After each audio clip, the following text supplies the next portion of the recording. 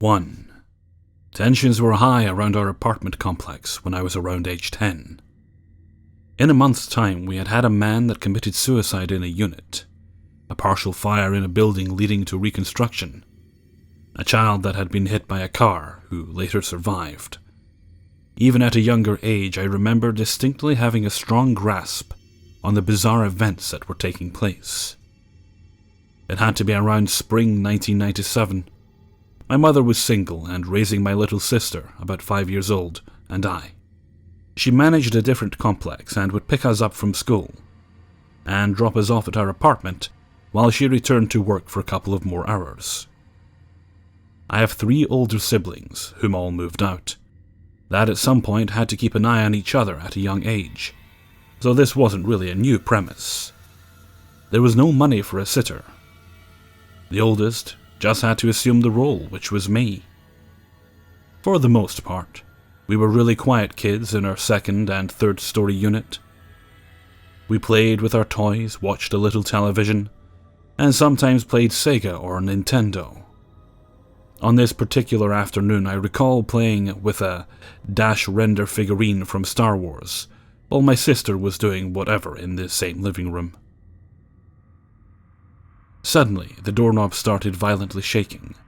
My heart dropped, and I remember it being the first time I had felt such terror.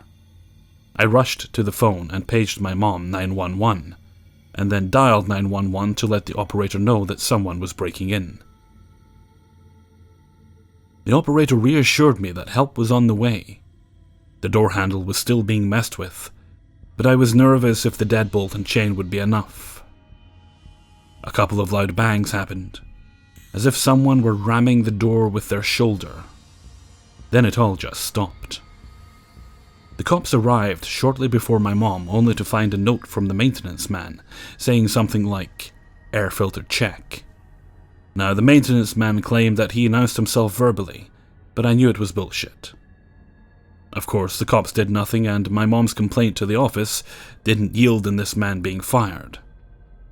Unfortunately, this wouldn't be the most unnerving part of the story.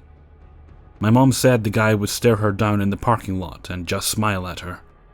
The whole situation creeped us out, and we wanted to move, but we couldn't afford the expenses. One night, a couple of weeks later, I was awakened by a loud thud coming from the roof. Being so easily rattled from the previous event, I ran to my mom's room to wake her up. She checked around to make sure everything was in place, and reassured me that it was probably a rodent. We went to school the next morning, and were dropped off at home in the afternoon as usual. Mom usually did a quick sweep of the place, even before the attempted break-in, but this time, something seemed off. It was just a very uneasy feeling the apartment had when walking in. My sister and I were ordered to stay downstairs by the front door, while she investigated upstairs. We waited patiently and felt very unnerved when suddenly our mother's shrieking confirmed our suspicion. She came barreling down the stairs and ushered us out the door. We went to a neighbor's and phoned the police. My mother was barking at them, "Someone is in our apartment." The police responded pretty quickly, and I was finally able to understand the situation. The bedroom had a walk-in closet that contained the hatch to the attic that connected the entire building's AC and heat. There were shelves that were pretty high up lining the closet walls.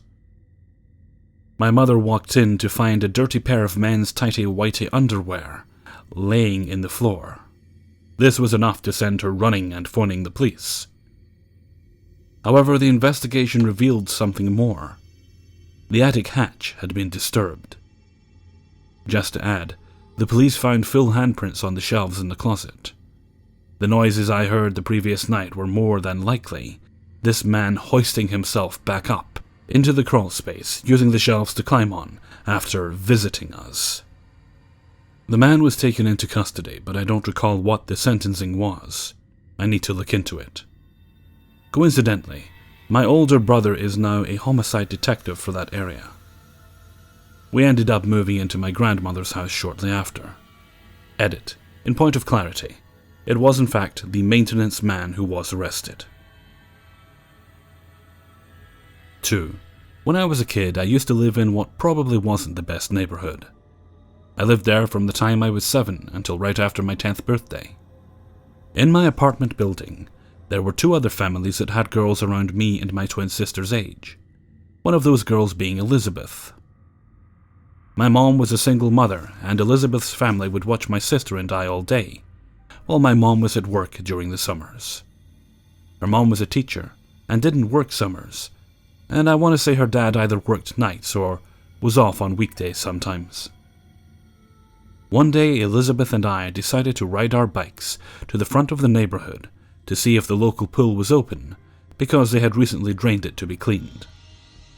Our building was at the very back of the neighborhood, and the pool was at the very front. Another thing to note is that our complex was almost exclusively surrounded by woods that we were pretty familiar with. So Elizabeth and I made it about halfway to the pool when, I shit you not, a white minivan full of 5 guys slowly drove past us. Elizabeth made eye contact with one of the passengers, and he made some weird hand gesture at her that she repeated to me, and it freaked us both out. At this point, we were both stopped in the middle of the road, watching the van to see it pull into a parking lot, back out in the opposite direction, and turn around to start coming back at us. I watched a lot of movies as a kid, so naturally, I went into action mode. We both hopped onto our bikes and began racing back towards our building. We came to a point where we could either turn right to go towards our building, or go straight into another cul-de-sac. We both turned right to head home, and the van was on our tails, so I realized we couldn't outrun a fucking van, and I yelled for Elizabeth to follow my lead. I waited until the van had started making the right turn behind us, then I rode my bike up onto the curb and turned around to go towards the other apartment buildings. I decided it was probably a bad move to lead the bad guys towards my house. I couldn't outrun a van, and I wanted to really make sure they were following us. One of the men in the van had pointed and shouted in our direction as he noticed us going the other way, so they had to pull into another spot and turn back around to follow us. To this day, that tricky-ass maneuver I pulled is one of my most badass decisions. Way to go, 9-year-old me. Anyway, the 2 of us rode our bikes up a hill and into the woods. We made it in just as the van came into our sight, and we hid behind the trees and watched them do a loop around the cul-de-sac in search of us. Not wanting to be seen again, we stayed in the woods and walked the perimeter of our neighborhood until we made it behind our apartment building. I decided we should leave our bikes in the woods so the men wouldn't recognize them on our porches and know where we lived. We ran up the back staircase and into Elizabeth's apartment, and immediately told her dad everything. I guess he thought we were just a couple of imaginative kids, because he just told us not to leave our cul-de-sac for the rest of the day, and let us go play outside again. We ended up crossing the hall into my apartment, and watched from the window with my sister as the same van looped around our cul-de-sac, and presumably the rest of the neighborhood a couple more times before disappearing.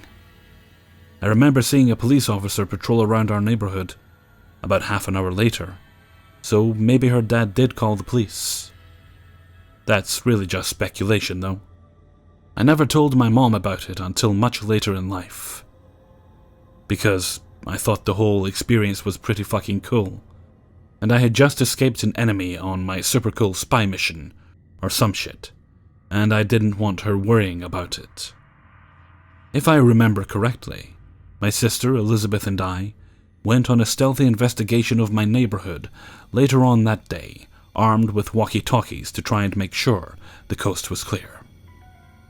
I'm still not sure what to make of the whole situation, because I didn't really treat it as something serious at that age, so it feels weird to now. Could I have possibly been kidnapped? Feel free to share your opinions and input on the situation. Lastly, I recently found Elizabeth on Facebook, and meant to ask her about the whole situation, But I don't know how to say, "Hey, I know it's been 10 years, but remember when we almost died?" 3. I was a young 20-something, and I was working 2 jobs to save to head to university by the start of the following academic year, September, UK. This was during the beginning of the year around February. The nights were long, dark, dim and cold, and we often had bad weather, i.e. raining, fog, windy. I was working at a department store in the day and a restaurant/bar come the evening. I was very tired and overworking, but I was desperately saving. I drove a shitty 5-door Peugeot 206, which had a broken back left passenger door handle, i.e. you had to manually lock it, else it would remain open, though you had used the electric key thing to lock the rest of the car. I had been working around 11 days straight like this, with varying day shifts but mainly consistent evening shifts bar work, and waiting tables around 6 PM to 1 AM. I had just finished up at the bar. It was about 1:45 in the morning, and I was locking up and heading to my car. It was dark, desolate, and loud. The wind was whirling like crazy, and there was that awful rain pouring. I shot to my car, whacked on the heaters and wipers full flow, and headed home with my music blaring.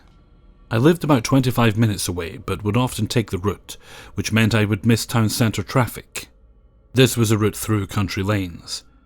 What I hadn't thought about were possible flooding and puddles, etc., that may halt my route. I was tired, and just wanted to get home ASAP. So I was heading down this country lane, when I suddenly became aware of a large dark object spanning across the width of the road. I slowed down, so that I could take a good look and process what it was. Another point to note was that in the distance behind me for the majority of this journey was another car. I could make out faintly the headlights of a vehicle. The object in the road was still, spiky and long. An effing tree branch, great. The stupid thing was I didn't even think this was weird. It was just so majestically placed, directly across the center of the road. There was no way to pass. I honestly wrote it off in my mind as it had fallen this way. There was nothing around, no houses, buildings, etc. The only other thing I could see was the faint headlights of the vehicle behind, but they seemed far away. This was a fairly straight country lane for about 5 or 6 miles. This is where I get a whole new level of stupid. Instead of turning around and heading back out towards the main roads, I wanted to get home so badly, and I knew if I moved it just a little out of the road, I could skimp past and be home in around 7 to 8 minutes, as opposed to an extra 25 minutes heading back out onto the roads and through the town. So I did. I actually put my hazards on, parked slightly angled to the left-hand side of the road, got out of my car and headed to the branch. It wasn't particularly heavy set or big. It was just long and thin, and I headed to the end part, which was on the right-hand side, leant over and yanked the branch, pulling and walking backwards, essentially moving the branch back towards the bushes, land, and exposing a gap on the left-hand side of the road where I would squeeze past. I hope this makes sense. This took probably less than 2 minutes, and I rushed as I was getting soaking wet and cold, and I darted back to my car. I should note that as I exited my car initially, I pressed the electric key locking button, but I didn't turn back to look whilst doing this. I kind of just swung my arm backwards and pressed whilst focusing my attention on the end and start of the branch that I would grab. Also, I shall note that you couldn't hear much. The wind was making that loud wail-type noise, and it was fairly low visibility conditions weather-wise. I did notice the headlights of the other vehicle, now approaching, as I whizzed back to my car to get out of the way. The vehicle had slowed down around 5 yards away from my car, obviously slowing at the side of hazard lights. I think I even remember putting my hand up as if to say, "Sorry, thanks, I'll be out of your way in a sec," as I got to my car. I got back into my car, quickly started the engine, and pulled off. Starting the engine meant my already loud music started blaring immediately, important to note. I couldn't hear anything but the music. I had literally just pulled off when I noticed two large beaming lights in my rearview mirror. I am shitty with these things. I always think someone has their full beams on when they don't. I am very sensitive to light, so I always just write off particularly bright lights as my imagination.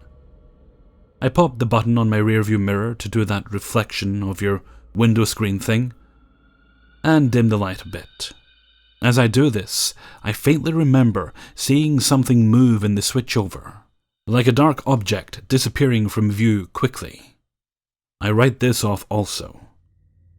I notice these headlights behind me are flashing, and are ridiculously close to my car. This person was tailing me and flashing the fuck out of their lights, and doing that swerving thing, like they're going to overtake, but dip back behind you, trying to get you to pull over. I start getting pissed off as I think, what the fuck, just overtake me? I faintly start hearing the sound of a horn, honking, and think, okay, maybe there's something wrong with my car, and it could even be the police. I had better pull over. But I'll remain in my locked car. I indicate to pull over on my left-hand side, and this car pulls up immediately behind me. Before I could even turn off my engine or get to a halt at the side of the road, my back left passenger door swings open. A real-life person dives out of my car, rolls onto the grass on the left-hand side of the road, and runs into the forest-type area next to us. A person, an actual real person, has just been sat or crouched or whatever the fuck they were in my back seats whilst I headed home, music blaring, tired eyes and ears completely oblivious. Please believe me when I say I know how unbelievable this seems. How did I not feel someone was there? How would I not smell them, hear their breathing? I ask myself these very questions every time I think or refer to this story, but I had no idea they were there. Before I can even comprehend what has just happened, a large man arrives at my window, banging and shouting something that I could not at the time understand. I swear to God I just sat there for about 10 seconds, staring behind me at the still open door, my mouth wide open, before I even turned to face this person banging on my window. And then I turned to face him, and I see the panic and worry in his face. I will never forget his face. He looked like a terrified father. I don't know how to explain it. He just had this protective male stance and worried face. And then I just scream. I screamed for about 15 seconds as I felt tears streaming down my face. He bangs again on the window, and I manage to press the unlock button inside the car. He swings the door open and leans in shouting, "Oh my fucking God! Are you okay? Are you okay?" repeatedly as I just sit there crying. He eventually manages to calm me down to a point that I can speak comprehensible words, and I just mutter, "What the fuck?" over and over. He eventually explains that as he was slowing, approaching my car and hazards, he watched a figure all in black dart out from the forest-type area on the left of my car, enter my car through the fucking broken, unlocked back left passenger door, just as I'm heading back toward my car, whilst checking out the gap I had created by moving the branch, paying no attention to my car. Before he had a chance to make sense of what he saw and alert me I am driving off through the gap, he immediately starts flashing his beams and doing the swerve thing and manages to get me to pull over. He sees the same figure dive out of my car, roll onto the grass, get up, and dart back into the forest area. After about 10 minutes of back and forward heated conversation, I call 999 and report the incident. The police arrive and take a statement of both of us and call for backup to search the wooded area straight away.